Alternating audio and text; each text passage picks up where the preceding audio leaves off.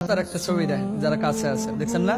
হজ ক্যাম্পে না কোথায় বসেছিল, সাংবাদিক যে জিজ্ঞেস করতেছে কি করেন, আমার বাড়ি গাইবান্ধায়। করেনটা কি? কৃষি কাজ করি। জমি জায়গা বেচে হজে যাচ্ছেন না কিভাবে ভাই, একটু জানতে পারি? জমি জায়গা আমার তো নুন আনতে বান্ধা করায়, কিন্তু হজ্জে যাওয়ার জন্য আমার অনেক আগ থেকে আকাঙ্ক্ষা ছিল। বলছে তাহলে কেমনে টাকা ম্যানেজ করলেন, কেউ দিছে নাকি বদলি হজটা?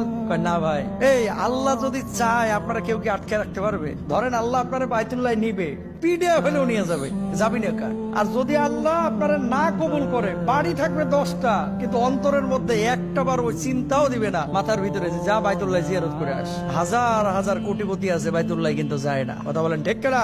এই ভদ্রলোককে জিজ্ঞেস করছে এত টাকা কোথায় পাইলেন? তিনি বলছেন আমার ক্ষেতের আইল বরাবর কিছু জায়গায় 18 বছর আগে কিছু গাছ লাগাইছিলাম। ইউক্যালিপটাস সহ কিছু গাছ যখন আমি লাগাইলাম, লাগানোর পরে গত বছর যখন রেজিস্ট্রেশন শুরু হলো, একটা গাছ কেটে বেচলাম, 30,000 টাকা পাইলাম। ওটা দিয়ে হজ্জে রেজিস্ট্রেশন করে ফেললাম।